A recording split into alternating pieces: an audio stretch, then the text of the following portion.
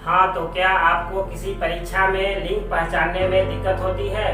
तो इस दिक्कत को दूर करने के लिए आप सही वीडियो पर आप पहुंचे हैं। इस वीडियो में आपको भली भांति ये समझाया जाएगा कि व्याकरण जगत में कुछ ऐसे शब्द होते हैं जो आंख बंद करके उसको स्त्रीलिंग या पुल्लिंग में आप दर्शाया जा सकता है। अगर आपको पर्सनल रूप में कोई आंसर दिया हुआ है, आप उसमें स्त्रीलिंग पुल्लिंग या अन्य शब्द भी दिया हुआ है, तो आप आंख बंद करके उसमें स्त्रीलिंग या पुल्लिंग पर टिक लगा सकते हैं। ऐसे ही आपको हम बताने जा रहे हैं लिंग का कॉमन सा वर्ड एक ट्रिक के माध्यम से।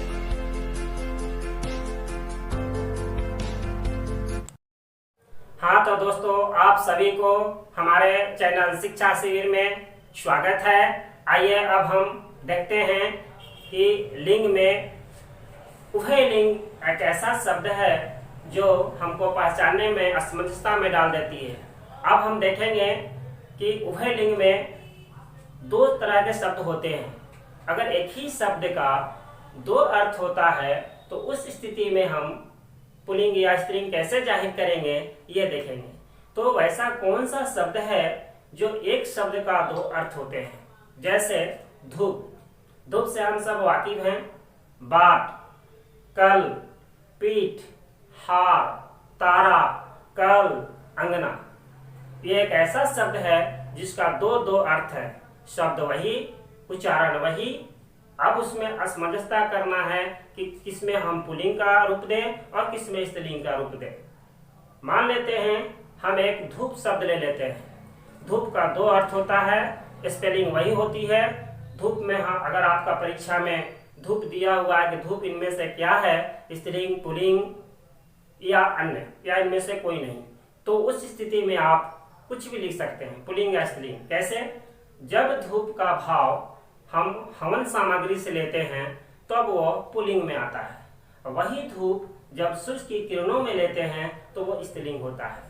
उसी तरह से मेरे दोस्तों, जैसे बाट, बाट एक ऐसा शब्द है जिसका दो अर्थ होता है।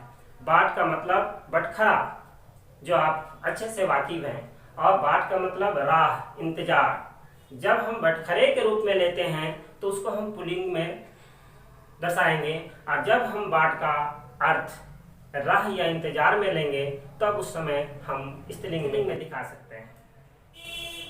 इसी तरह से और भी अन्य शब्द हैं जो आप आंख बंद करके पुल्लिंग या स्त्रीलिंग में जाहिर कर सकते हैं। मेरे दोस्तों, अब हम इन्हीं शब्दों को एक वाक्य के माध्यम से देखते हैं।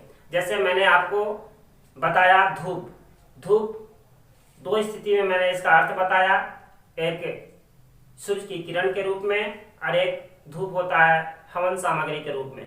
अब धूप जो है हवन सामग्री के रूप में अगर हम इसे वाक्य में प्रयोग करते हैं तो हम इसको इस तरह से लिख सकते हैं, मंदिर में धूप पूजन के काम में आता है।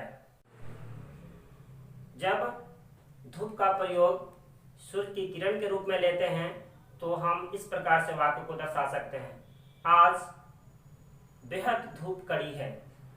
इसी तरह से हम बाट शब्द को लेते हैं।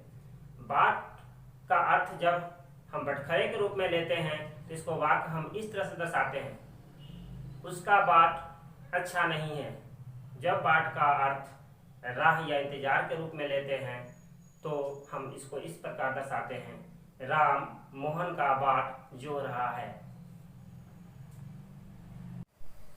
हाँ, तो दोस्तों इसके पहले मैंने आपको बताया था कि एक शब्द जिसके दो अर्थ होते हैं हम उसको स्त्रीलिंग या पुल्लिंग में व्यक्त कर सकते हैं उसके वाक्य के माध्यम से। अब मैं आपको दूसरा ट्रिक बताने जा रहा हूँ।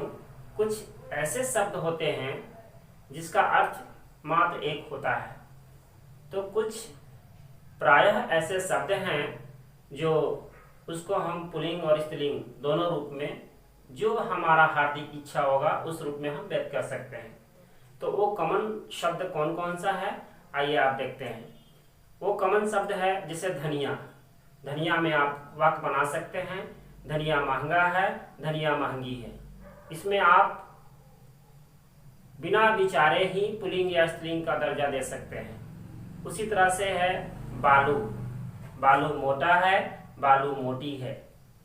उसी प्रकार से बहुत सारे शब्द हैं जिसमें कुछ कुछ शब्द मैं आपका नाम के द्वारा आपको अपने ध्वनि के माध्यम से सुनाता हूँ।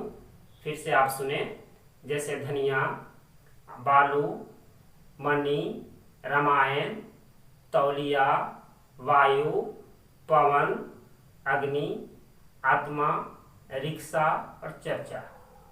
ये एक ऐसा शब्द है जो हम बिना विचारे पुल्लिंग या स्त्रीलिंग में रख सकते हैं। ये हिंदी के कुछ ऐसे चर्चित शब्द हैं जो हम असमंजस में नहीं रह सकते हैं। इसी के साथ हमारा पूर्ण विश्वास है। हाँ तो दोस्तों, आप सभी को समझ में आ गया होगा, तो आप माता जी का नाम लेकर के हमारे इस चैनल को लाइक कर दें, सब्सक्राइब कर दें और अच्छे अच्छे ट्रिक जानने के लिए हमारे वीडियो के साथ जुड़े रहें। धन्यवाद।